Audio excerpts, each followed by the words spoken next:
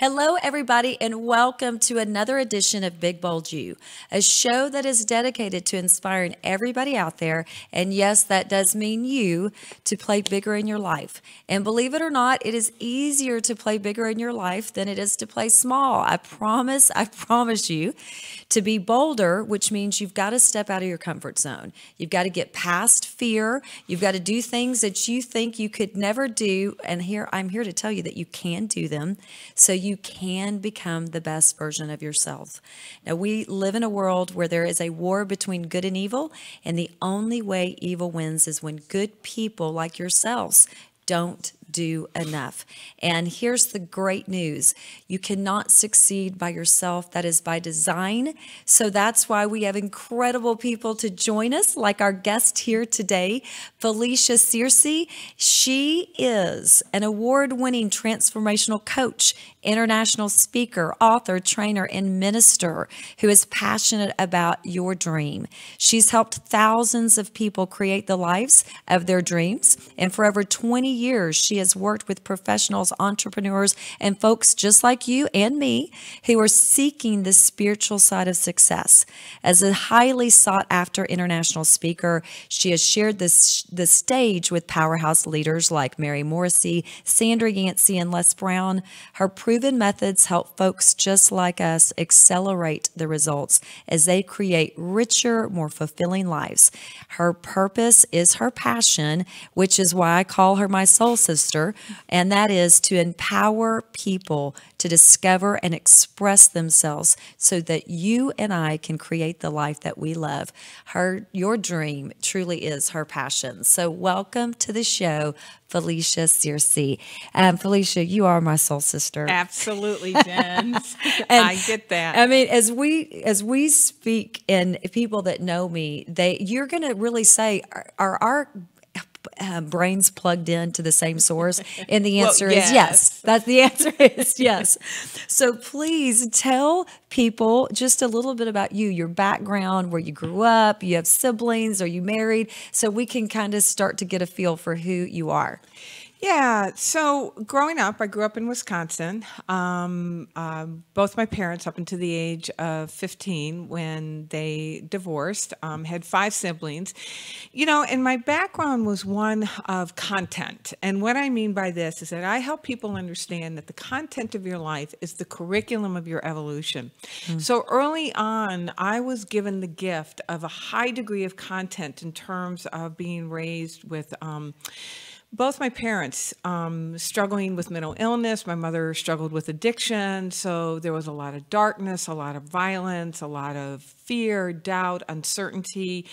And as I look back on it now, Jens, what I realize is that the gift that came out of that was my inner invitation to want to go deeper and know something beyond what my world was showing me. I did not know that, Felicia. Yeah. I didn't know that. So did your parents stay married or did they divorce? They split up when I was 15. They were back and forth several times. But, okay. Actually, when I was 14, they divorced. And both your parents had mental illness? Both my parents were mentally ill, and my mother was an alcoholic and drug addict. So my mother suffers with mental illness, and people don't realize, and I'm going to ask you, when you were growing up, there were 6 kids in our family growing up, so there were 6 of us. We didn't know that there was anything wrong with my mother. And she's an incredibly bright, very smart person, but we didn't know until you become an adult and then you're like, hold on a second, that's not normal. It's not normal for them to behave in the way they were behaved. Do you remember at what age that you said, hold on a second, this isn't normal? Yeah, for me, it was early on because of the depth of violence and dysfunction. Oh my goodness. So I knew very early on that this was not normal, and developed the skills and the survival ability to navigate. Now, that environment. how old are your siblings? I mean, are you close in age? Yeah. Okay. I have a brother that there's 4 years between us. I have a sister who actually died this summer that there was 2 years between us. I have a brother that's 13 months between us. And then my youngest brother, who also died, was 4 years between Now, us. how did they deal with it? Are they as well adjusted as you, or no?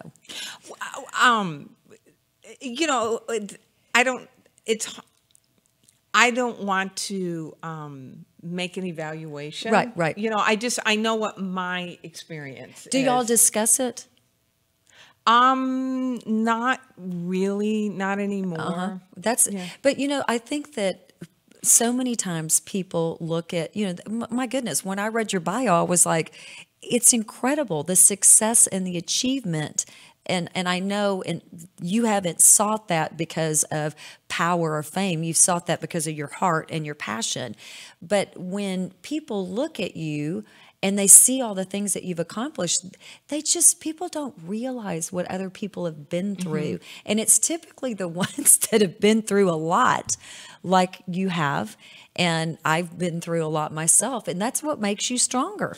Well, it's when you consciously choose to allow it to be the transformative experience. Because what I remember at the age of 22, I had hit that point of such despair and confusion and just oozed self-doubt and felt so invisible. In fact, I'll never forget, when I was a senior in high school, I moved from Wisconsin down to Louisiana. I didn't know a soul. My dad had moved down. We weren't sure where my mother was. And I can remember going to get my lunch and sitting down at a table where there were all these other people who knew each other. And I would just sit with my tray and they would talk over me.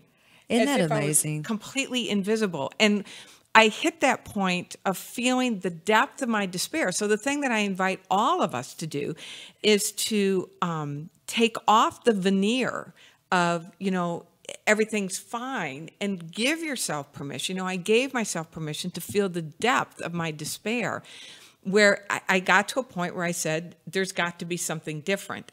And that's what put me on the trajectory of discovering something so much richer and freer and fuller, and that what life is meant to be, and to really honor all of the gifts that came from that experience growing up. And how old were you again when that happened, that incident? I was 22. So 22. October of 1982. And I bet you remember it like it was yesterday. Yeah, no doubt. I remember the moment.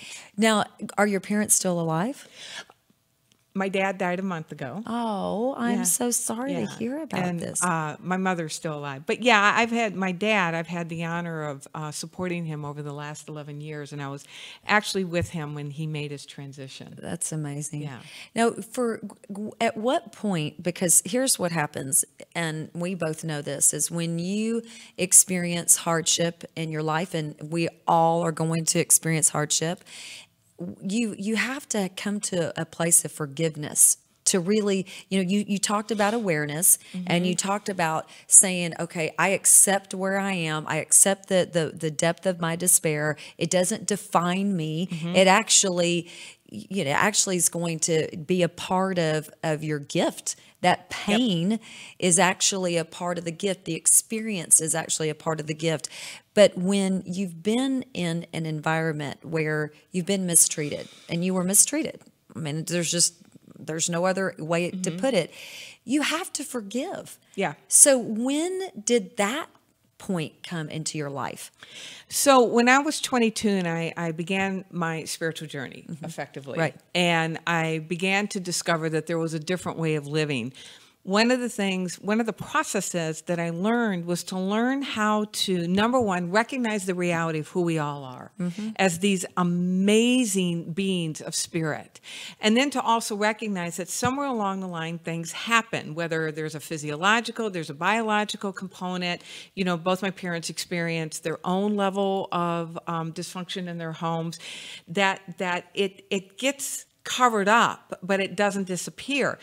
So when I realized that in order to be able to live the life that I knew that spirit, the universe, God, love, whatever you want to call it, created me to live, that I could no longer harbor the pain, the anger, the betrayal, or the protection. Right. You know, because when you think about betrayal and, anger and resentment, what it really does is serve as a protection. So when I began to realize what my true source was, I began the process of separating the person from the behavior. Right. That be able to recognize them for who they really are. That the behavior did not define them, and it certainly didn't define who I was and my value as a human being. Well, one of my favorite sayings is hurting people hurt others. Absolutely. And so when we encounter people in our lives that are hurting us, they're hurting. They're hurting, and that's that being able to separate the behavior from the person. Because to your point, and this is something we both believe, people are amazing. They're beautiful people, and most people, I believe, do the best they can with the development level that they're at the time. Absolutely. And the thing is where you are doesn't define who you are. It just defines where you are. And that's why development is so important. But before we get into the show topic, which is going to be amazing, what was that journey? How did you bridge from where you were to begin your spiritual journey? Did you meet someone? Did you read a book? I mean, what spurred that? Well, I got involved in, so the thing that spurred it was family members, because I had several siblings who suffered from addiction. They all began to go through treatment. Okay. And what I understood was the impact of addiction and mental illness on family members. So I began my own journey with a 12-step program that's designed for family members. Right. Al-Anon or one of those? Yeah, it was Al-Anon. And then from there, I discovered spiritual teachings, authors, and an actual spiritual community that came together to study the universal laws. Well, and one of the things I love about this too is out of every bad thing that happens, something good comes. And so as I'm sitting here next to you, knowing the greatness and the lives that you have blessed, so you took all that bad that happened to you, but that spurred you to go to Al-Anon, which you never would have gone to. Absolutely. Which spurred you to other levels of growth and development.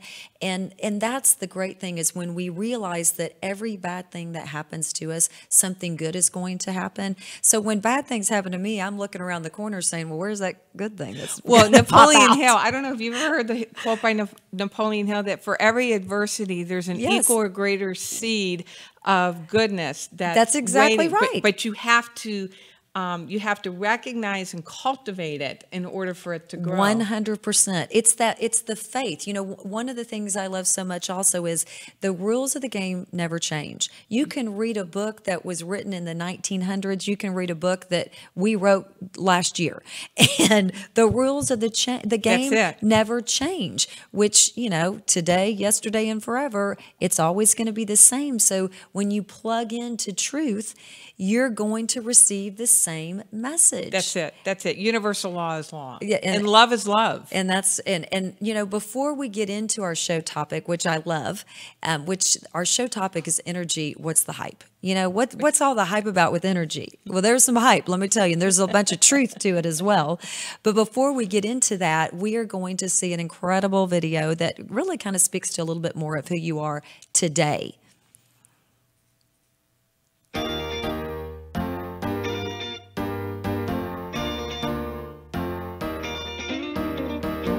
Hi, my name's Felicia Searcy. Do you know that you are meant to live a rich, abundant, fulfilling life? And that you have unlimited capability to create that life? That there are invisible laws and an infinite intelligence whose only purpose is to help you live a life where several times a day you literally have a feeling that rises up from the bottom of your feet and you hear yourself saying, oh my God, I love my life.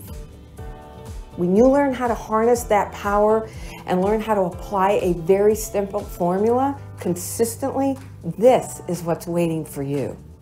Now, I get it that you look at your life and it may be so far from that right now, that it may be that you got to get up and you're going to a good job that pays well, but you're checking your soul at the door. Or you've been longing for a relationship and you've done everything you know how to do and you're still crawling into bed alone. Or it may be that you've got a great deal of success, but you look around and you're not showing up for your kids' Little League games, or you just don't have the energy to get through the day. Or it may be that you've had a dream and you've gone for it and you've got a decent amount of success, yet you know there's so much more and you just get stuck. Well, the areas for me were vocation and money. I felt so stuck, and I felt that soul-sucking sense of disappointment long enough and strong enough that it caused me to make a decision that I didn't care what it was going to take. I was going to figure out how to create the kind of life that I really wanted to create, and discovered that there really is a formula. There really is a success formula. And that as I've learned how to harness that power and apply it in a simple, systematic way, I need a telescope to see where I used to be compared to where I am now.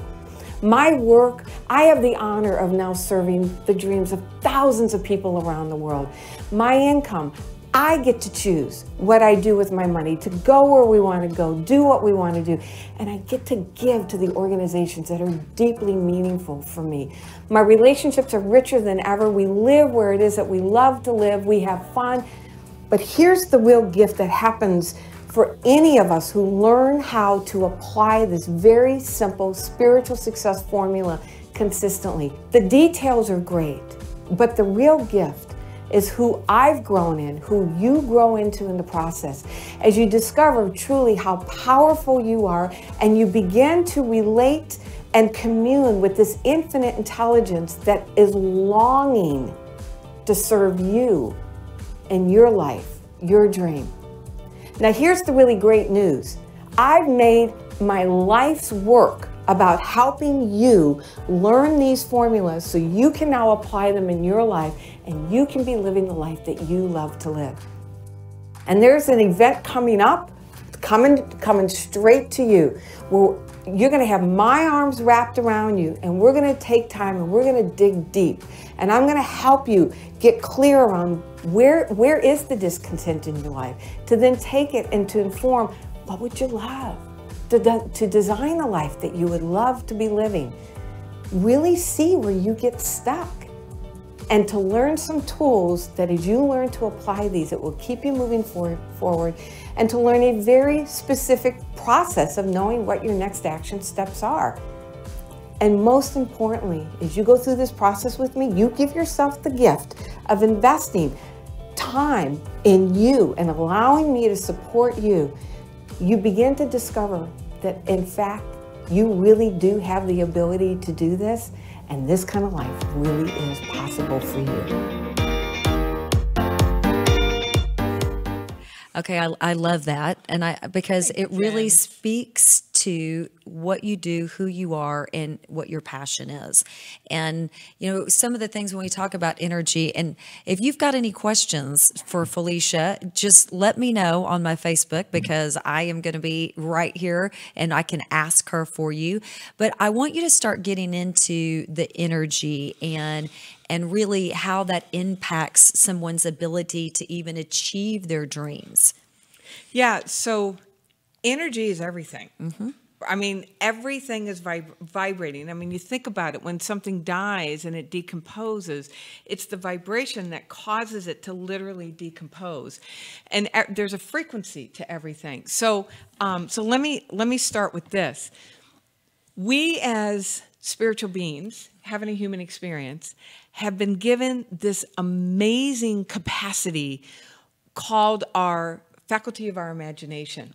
We have the ability to generate images in our imagination. Now, you're always generating images. You can't turn this faculty off.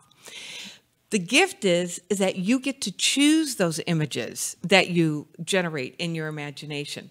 The reason why this is important is because whatever it is that you are mentally imagining, showing across what Joseph Murphy calls the movie screen of your mind, it activates feelings that there's you begin to feel the feelings in your body, and your feelings have a frequency. There's a vibration to them. Now, anything with the vibration is going to communicate out. It's emitting out. Think about this. When you walk into a room and there's two people that were fighting and they're on separate sides of the room, you can feel the energy. Yes. If two people are like madly making out and let's go to the other extreme, because I like that view. Exactly. You feel it. Exactly. You feel the energy. You feel the energy. It's so funny because we are so big into that. Your thoughts create your energy. If they put electrodes on our brains right now, there would be an energy frequency that would come from our thoughts. And to your point, the images. And you said a couple things. Only human beings have imagination. We're the only ones that have been blessed with that gift, and it is a huge gift. It is. And once people realize that energy, and we all do feel it. I mean, we feel people's energy, and that's why we're attracted. I mean, we're attracted to people because of their energy, and that's why we're soul sisters, because we speak the same language. But I know a lot of people that are faith-based, and I've got a minister sitting right next to me, folks, that will say, oh, this is just hokey pokey. I mean, this is hocus pocus. This isn't real. Or they'll say, oh, I can't believe in that because that's not scripture based. But what do you say to that? But it is. I know it is. But what do you say to that? So if we take this further out, to understand that our images generate feelings, our feelings have a frequency, and that then is what gets communicated out to what's called this invisible field. And this invisible field is the field of spirit. It's the field of God. I mean, when we say that, we live and move and have being in spirit, it's this energy that's all around us. It's this energy field that's creative, it's generative, it's responsive. The gift of our imagination leads to the gift of our ability to generate feelings, which causes a signal, which then gets transmitted to this invisible field. And quantum physics is proving this. And in some fantastical way, this energy field then organizes according to the pattern that we predominantly that we give it with our predominant thought and feeling pattern. So if we want scriptural basis for this, Jesus gave us two commands. He gave us two statements, from the Christian tradition. He said, pray believing. Now, when you think about it, you're always believing and you're always praying. Your prayers, your thoughts are your prayers, and there's an energy to those thoughts. God so loved us that he gave us the creative capacity. It says in Genesis that we were made in God's image, and God speaks with the word, and the word starts in thought, and there's a vibration to our words. And so as quantum physics is now proving what spiritual masters have been preaching throughout the ages, that the energy organizes according to the predominant thought pattern that we are mentally rehearsing and transmitting with our feelings. That energy is the holy conversation. So Jesus said two things. He said, pray believing, and then he said, ask, and you shall receive. And the deal is, we're always asking, and we're always receiving.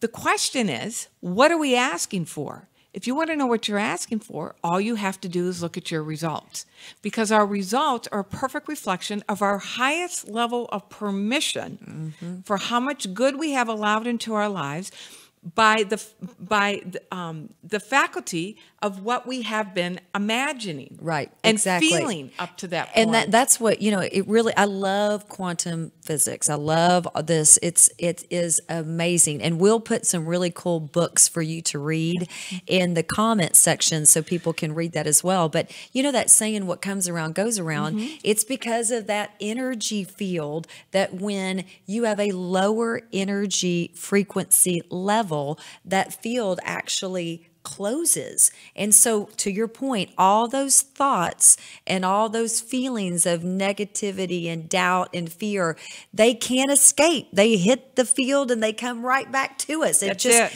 So it really does, what comes around goes around. And the higher level your energy is, your frequency level is, that field actually opens up, and so you can exchange between people. And you said another thing, we're talking about our feelings and our thoughts. Our thoughts create our energy, and our energy and the feelings, and 90% of what we think is exactly the same every day. So is it crazy? And that's why it's so important that if you want different results in your life, you have to realize you have to think differently. You have to do differently. You have to surround yourself with different people. Because if you're only hanging out with yourself, folks, you're only going to get the same results. That's it. It just is. So you got to make sure that you are plugging in to energy sources that have that positivity. That's why the object of our lives, it's development. We will never stop developing. We should always want to develop more and develop more and develop more, because that's how we get new results in our lives. Well, and the gift is that we have been given this gift of desire. That, when you think about the word desire means, desire, from the Father. That when you get quiet and you listen to what's bubbling up in terms of where in your life you're experiencing discontent, even when things are really good, and you turn that discontent and allow the voice of desire to speak, what you're really tapping into is the voice of Spirit, the voice of God, the voice of love, seeking a richer, freer, fuller expression by means of you. And to understand that the whole purpose of that desire is to grow you into an even greater version of yourself. Who you are today is a perfect match for your current life. You're not a match. I'm not a match. Jens, you're not a match for whatever it is that you're dreaming up. So when God, Spirit, the universe puts a desire in your heart, effectively what Spirit is saying is, hey, I want to wake you up into even more of who you are created to be. So when you say yes to your dream, when you say yes to a life that you love, effectively what you're saying yes to is God's prayer to you. Yes. And when you allow yourself to be around amazing people like Jens Johnson, realizing that you cannot do this on your own, and you put yourself into the capable hands of Jens to let her guide you along the way, sky's the limit. What I love, you said this, and you didn't say it here today, but I want you to expound on this, which is when people start to realize that you're given a dream and it's not by happen chance, you're given that dream and there's accountability that goes along with that dream. Speak to that for a little bit, because I love that. So every single one of us is built to desire. It's built into the design to desire.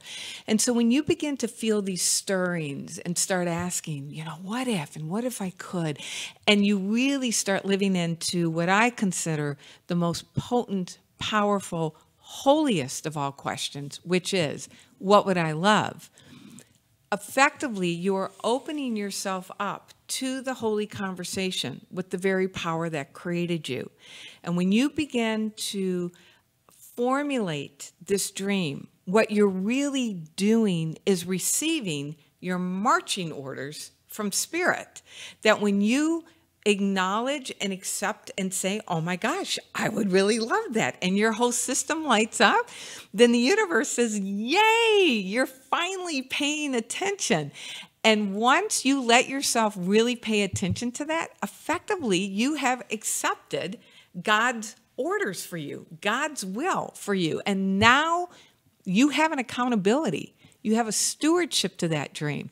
Because as you say yes to allowing that dream to grow you and express through and as you, you're bringing an even greater degree of good, not only to your own life, but this now becomes your highest contribution to the body of humanity. Right. And see, that's what I say all the time. I believe with every fiber of my being that there's going to be a day that I'm going to be sitting at a nice, pretty desk and I'm going to be sitting across from my maker, and I will be held accountable for every gift, every talent, every opportunity, every person. And I am going to have to say that I multiplied my gifts and talents so I can help the world. You know, this is one of the things that you talk about also, which is, you know, everything that you talk about. I tell people you've got to hitch your wagon to real leaders. You're a real leader. I'm a real leader. The people that we associate with are real leaders, because real leaders take you to other real leaders. And then it just keeps going. But what you said a few minutes ago, I want people to understand is, here you are at the level that you are right here. You get a desire, you have a dream, and you want to go up here where you're not developed yet here. Yep. There's a gap. There's a gap between where you are now and where you want to go. But what you're receiving the marching orders, okay, but this is what you need to do some things so you can get up here, because you need to get up here because there are people, the world is waiting. They're waiting for you. Yep. For you to have the blessing. So that's where the accountability comes in. And you're going to have to do some work, folks. You're going to have to develop yourself. You're going to have to make sure that you surround yourself with the right kind of people. But there is that accountability that is tied into that, and that just realizing that there's always going to be a gap, and then you're going to get right here, then you're going to get more desires, you're going to have more dreams, and it's going to be here, and then there's going to be another gap. Yep. And you're going to have to develop yourself every single time. That's why the object of our life is development, but it is so we can bless the world. You know, I'm telling you. 2 reasons. 2 reasons for that gap. Yes. Well, actually 3 reasons. 3 reasons for that gap, Jens. Number 1, the gap is the invitation for you, as you're saying, to grow. You know, I talk about navigating the gap, that here you currently are, here's your dream. Who I am today is not a match for that dream. The whole purpose of the dream is to cause you to enter into the gap. Because when you're in the gap, there's a couple of things that happen. Number 1, you must dig deeper into a greater sense of awareness, communion, and companionship with the very power that created you. Your dream is effectively Spirit's way of saying, hey, I want you to know me more deeply. Then you must be willing to grow and develop skills and capabilities and those talents that you've been given. Then the third thing is you have to learn how to allow yourself and literally accommodate a greater degree of good. We have to train ourselves to allow a greater degree of success and fulfillment into our lives. So we're not pushing it away. So the gap is the gap of transformation. And it's learning how to be in the land of deep gratitude for what you currently have, as you also honor the divine discontent. So it's not an either or. You know, oftentimes people will say, well, how can I want more when I've got so much? I should be grateful. Absolutely. I love what Bob Proctor, who I've studied with personally, says, a major leader in the personal development movement. Always be grateful, never be satisfied. That's exactly right. I love that, because it is. I mean, we can't be satisfied, but and people do mistake. If you're not satisfied, then you're not grateful. And it's no, you know that you're supposed to do more. But I think that we can't not discuss that when you have that gap, It's scary, folks.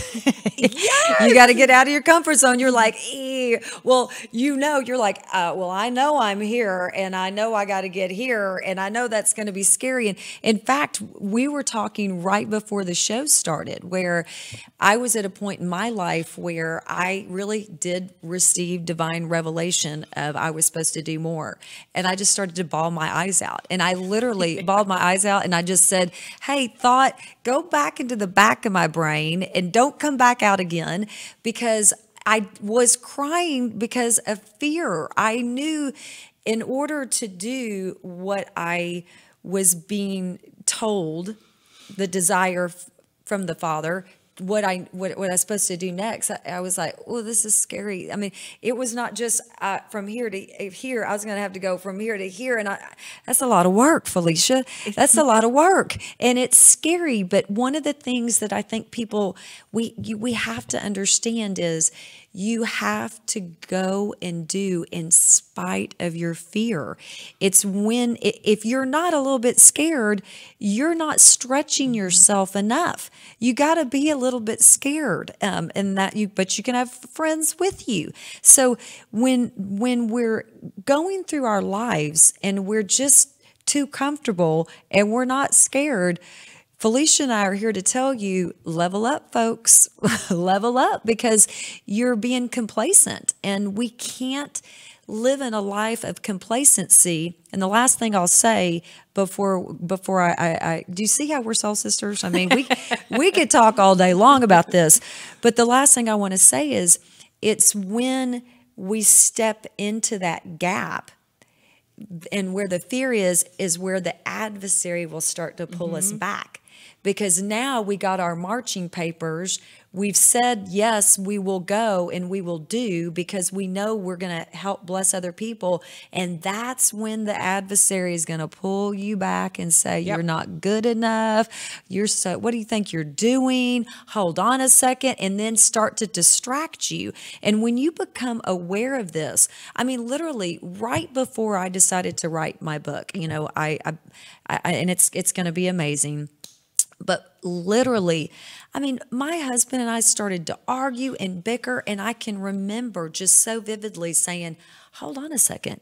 This is the adversary just trying to distract me. And I just said, go to bed, and I'm going to work. And that's literally what I did. It was so clear.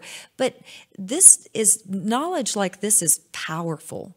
And that's really what both of our hearts, we want to help transform people's lives in a substantial way.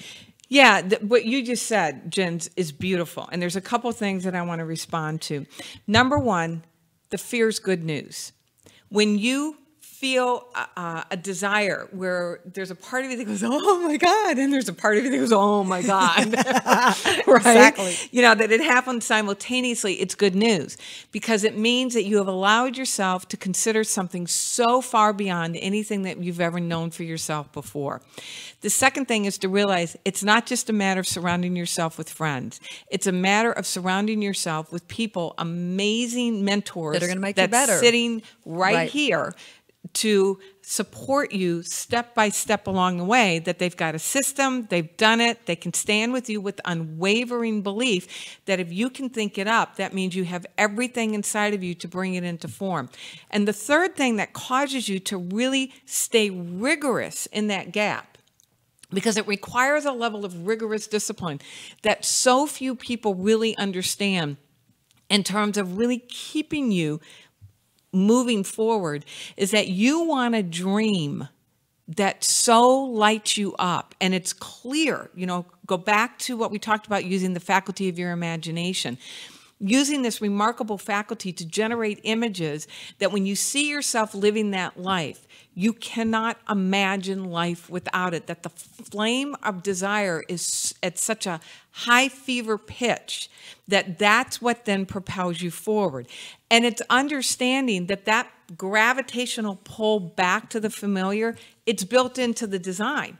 And realizing that everything unlike who you're becoming and what you're creating must rise up. The moment you say yes to something, everything unlike who you are and who you're becoming then must rise up in order for you to release and repattern. Now, I say that here Right. simply, but that's where the turmoil comes in. That's where the pain, the angst. That's why you don't do this alone. Right, you can't. Yeah. You can't do it alone, because when you do it alone, you just retreat. How about everybody that wants to lose 10 pounds? Well, if you don't tell anybody you want to lose 10 pounds, then it doesn't matter if you lose 10 pounds or not. You know, these are just some of the absolute truths, the principles that you have to have in your life to continue to grow and to achieve greatness, and which is what both of us are all about, is achieving greatness. And, you know, I think to what you said, and like I told you, we are soul sisters and we could talk all day long, and we're going to not listen to the laughter is the best medicine or the Ask Jens today, because we just don't have time. But I think this is more important. I think these are principles and absolute truths that people have to say, oh, you mean that's what's going on? Because when we understand what's happening, it's so important. But this is one of the last things we're going to leave you with. And I'm going to have you close that and before we send you off on your merry way. But we have to know what we want. Yeah. You have to know what you want, and don't, when you talk about that burning desire and that fire, it's got to excite you, folks. It can't be, oh, I want, what do you want for lunch? Oh, I just guess I'll take a peanut butter and jelly sandwich. No, this is your life is the buffet. You get to pick anything that you want to eat. You get to pick anything. You want what you want to excite you, that when you think about those pictures in your mind, you're just like, this is awesome. It gets you up in the morning. And if you're not jumping up out of bed with a vision, with knowing what you want so clearly, you are missing out. In Alice in Wonderland, one of my very most favorite scenes is when Alice goes to the Cheshire Cat and she says, which way do I go? And the cat says, well, where is it? What is it that you want? Where do you want to go? And she says, well, I guess I don't know. And he said, well, I guess it just doesn't matter much which way you go. And that's how people are living their lives. Mm-hmm. You deserve to live the biggest, most abundant, audacious life. And that's what really we want to inspire people to do. That's it. And here's the deal. You're going to create results. You cannot not think thoughts. You cannot not imagine. You keep breathing, let's say another 365 days. You are going to create results during that year.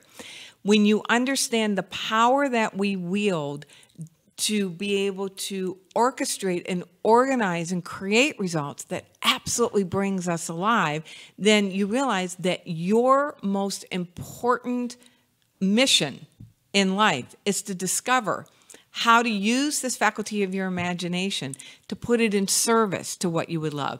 And so it really boils down to that your highest purpose is to discover truly what you love, because this is the way that we express love in our lives and in our world. I know, and I love that, because when, in closing, I truly believe the greatest of all commandments is, obviously, we love our God with all our heart, mind, strength, soul, and then we love our neighbor as thyself. Mm-hmm. And I do believe that love is the answer, that if we would show love, and we show love to ourselves first by creating the life that we love, that we are able to give back to the world, and that we love people where they are, who they are, realizing that each and every person that's been sent to this earth has been sent here as a special, special spirit and human being. And it's our place to love people. That's one of the things my husband says all the time. My name is Jens, and that's actually French for people. And I tell him I collect people. And he said, where do you keep all these people, Jens? I said, I keep them right here. There's right here to my bosom, and I just love on them. I just love on them and love on them, because that's really where where it starts. So, Felicia, from the bottom of my heart, with all the love that I have, thank you so much for being here. I just love this woman. She is a transformational leader, and you are making the world a better place. And I'm honored. I'm honored that you came to share your greatness with us, and I'm just honored for all that you do in the world. And I can't wait to see what she does next. You know, it's going to be amazing. Right back at you, woman. I mean, Jen's is doing amazing work and is an amazing person to have in your corner. Well, I feel the exact same way, and I feel the exact same way about each and every one of you. And from the bottom of our hearts, if there's somebody that you know that needs to listen to this message, please share. Please share it.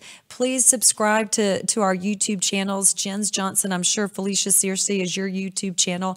And please follow us. We definitely want to help make an impact in your life, and we want to see your growth and your development. So until we meet again, be big, be bold, and most importantly, be you. Bye-bye.